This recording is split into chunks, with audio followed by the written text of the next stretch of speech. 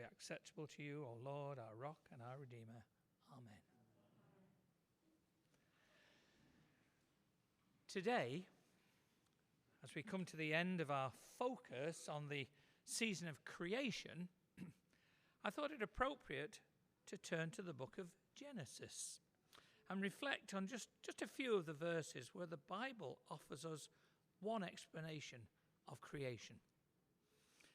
In chapter 1, verses 9 to 12, it says, "And God said, let the waters under the sky be gathered together into one place, and let the dry land appear. And it was so. God called the dry land earth, and the waters that were gathered together God called the seas. And God saw that it was good. Then God said, let the earth put forth vegetation, plants yielding seed, and fruit trees of every kind on earth that bear fruit with the seed in it. And it was so. The earth brought forth vegetation, plants yielding seed of every kind, and trees of every kind bearing fruit with the seed in it. And God saw that it was good."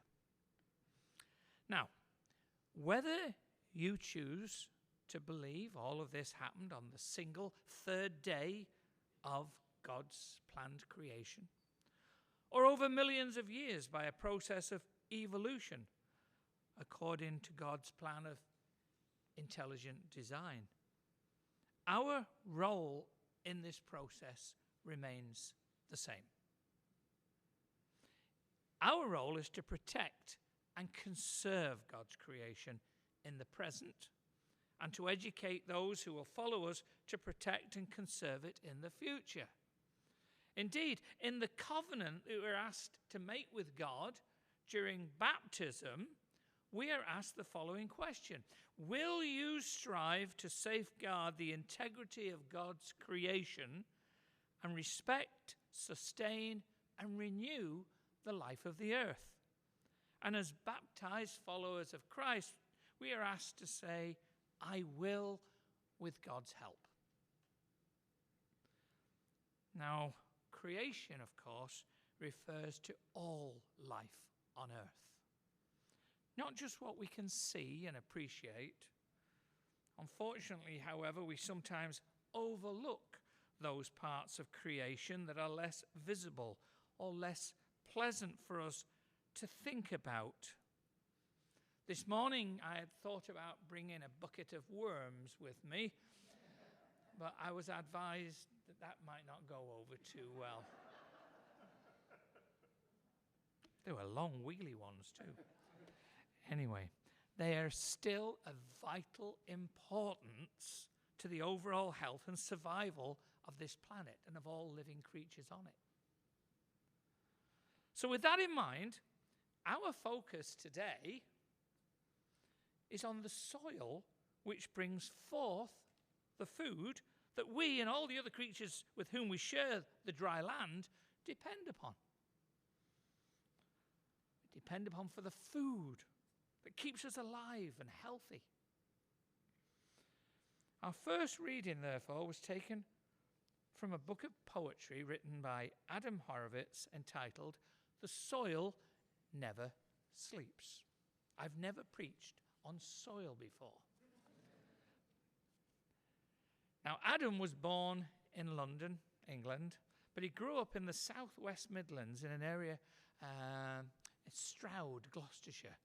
Now, this area of England, along with Oxfordshire and parts of a few surrounding counties, is a belt of land known as the Cotswolds. I don't know if you've ever been there. I used to live in the Cotswolds. It's glorious.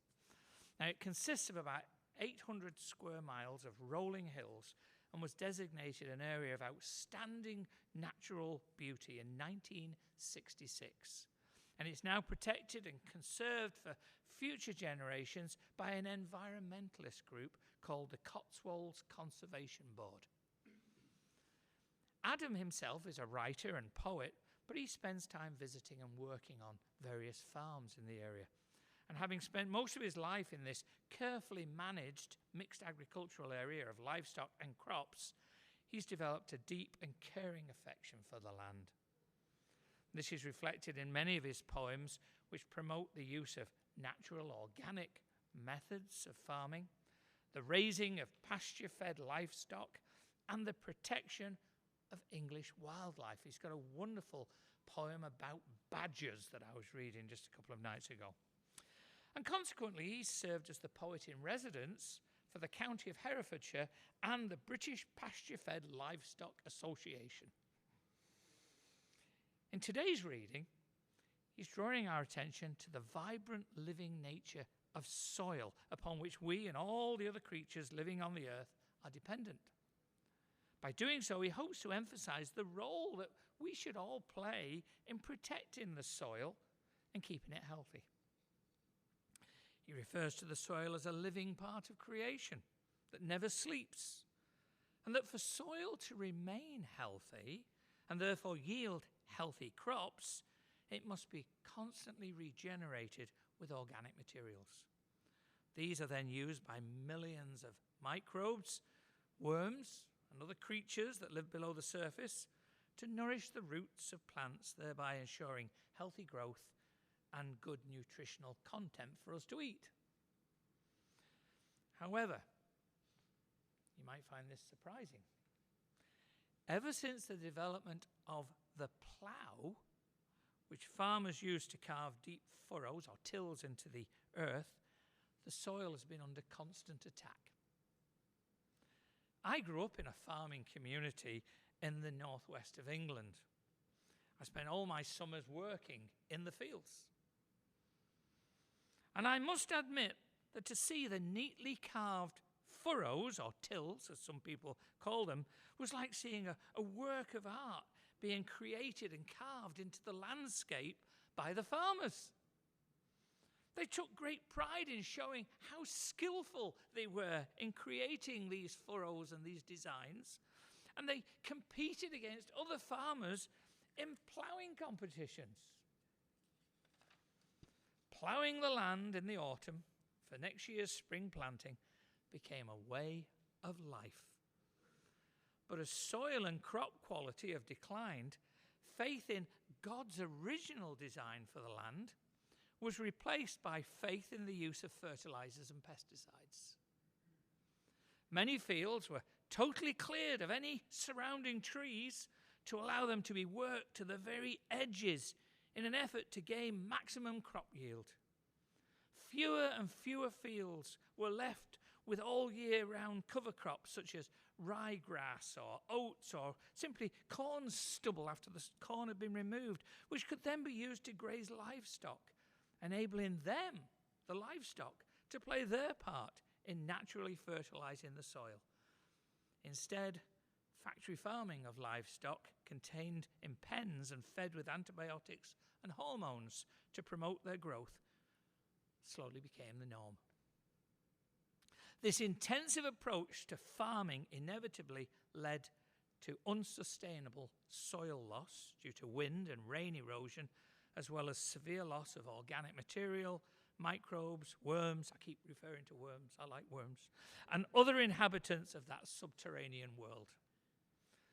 The eroded soil has become sterile, lacking in the nutrition required to feed plant life, and hence the need to use those fertilizers and pesticides to promote plant growth. Fortunately, the persistent voices of scientists and environmentalist groups has been raised to influence a rethink of our use of the land. Not only to protect it now, but also to protect it for future generations, just as we have committed to do in our baptismal covenant.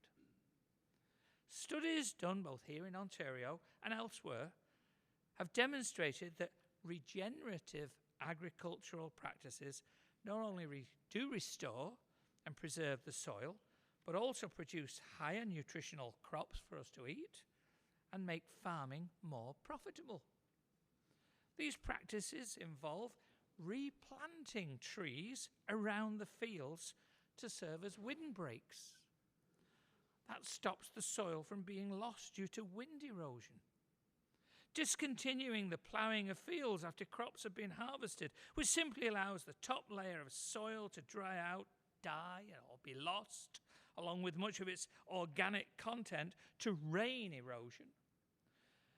Now, instead, farmers are beginning to forgo ploughing in the autumn and to either leave corn stubble behind or sow other ground cover crops which hold the soil in place throughout the winter. That reduces erosion and enables the fields to be used for pasture-fed livestock. For the spring planting, automated direct seed planting equipment has been developed, which now allows crops to be planted without the need for the creation of those beautiful tills and furrows which are actually destroying the land. Now, the Ontario Greenbelt, that consists of over 2 million acres of land stretching around the GTA, all the way from the Niagara Escarpment to the Oak Ridge Moraine, has 750,000 acres of land being worked for agricultural purposes. As with the Cotswolds Conservation Board over in England, thanks to the persistence of the Greenbelt Foundation, an environmentalist group that exists to protect and conserve the Greenbelt, they have achieved much. Over the last 20 years, over 25% less land is now being ploughed by farmers. 50% more are planting cover crops to protect the fields over the winter. And thousands more trees have now been planted to create windbreaks that reduce soil erosion. Who would have thought that was the reason for those trees that used to grow along the fields? So what's the moral of the story? Well, we can find that in today's gospel reading about the widow and the unjust judge. He knew that what he was doing was wrong when she kept coming before him and demanding that he did the right thing and to grant her justice. Eventually, through her persistence, she wore him down. He'd agreed to change his mind, and he decided to do the right thing. Likewise, for years, scientists and environmentalist groups have persistently pushed for change, leading towards the introduction of regenerative farming techniques. Eventually, they've been heard. And those farmers who've already changed have been surprised. They found out that they're now obtaining better crops with high yields that don't need all those chemicals applying, and therefore leads to greater profits for them. Jesus compares the demands of the widow and how long the judge ignored her pleas before finally changing his mind and granting her justice to us persistently crying out in prayer for God to hear our concerns, to grant justice around those issues that we are holding up to God right now. Now, unlike the judge, God is always instantly available, always ready to wait, to hear, and respond to the prayers of Christ's faithful followers. All that Jesus asks of us to be heard is to have faith. Amen.